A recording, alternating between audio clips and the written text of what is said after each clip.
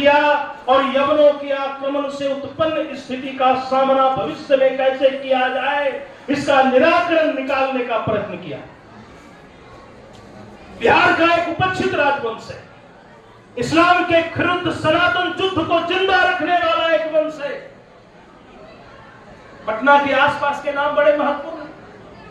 द्रोण विद्या को जानने वाले से द्रोणोद्भव ब्राह्मण, द्रोण आकाश में उड़ता, निश्चित दूरी तय करके बाण मारने वाली विद्या, द्रोण विद्या के आचार्य होने से द्रोणाचार्य। यही द्रोण विद्या क्षत्रियों को दिया, हम क्षत्रियों के शस्त्र गुरु।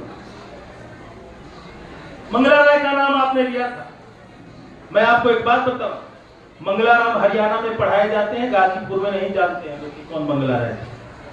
हरियाणा में मैं एक बार अखाड़े में बुलाया तो वहां एक फोटो टंगा था, रोहतक डिस्ट्रिक्ट में लिखा था पंडित मंगला। मैंने फोटो से पहचान लिया कि वही जोगा महासिक का महानायक है। मैंने वहां के पहलवान जी से, उस्ताद जी से पूछा कि ये पंडित मंगला कौन है? कहा कि जी हम नहीं जानते। मैंने कहा फिर? कहा हरियाणा के अखाड़े परंपरा में इस पंडित मंगला राय को पूजा जाता है क्योंकि उसने कामा और मेहरदीन के जोत ताकत की परंपरा कुश्ती में स्थापित थी, उसको किसी ने भंग किया।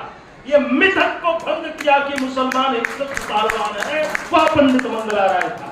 ये जरूर अखाड़े में बताया जाता है और ये बताया जाता है कि यूपी या बिहार के कहीं के रहने वाले थे, ये एक पंडित थे। ये हरियाणा बताता है, हरियाणा बात तो बताता है, लेकिन गाजीपुर वाले भूल गए, हम बिहार वाले भूल गए इस परंपरा को।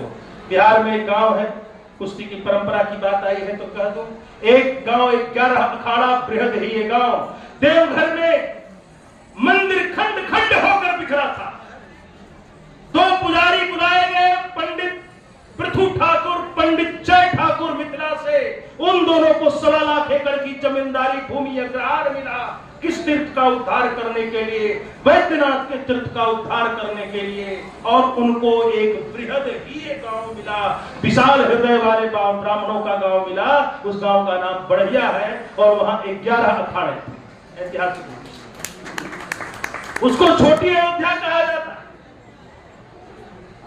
और अयोध्या और देवघर में वहां के लोगों के घर और मकान।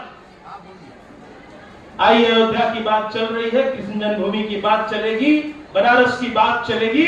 बनारस 6 अग्रहारों में बटा हुआ था। तुलसीदास से जानिए, राम के बाद तुलसीदास ने किसी की वंदना की तो पंडित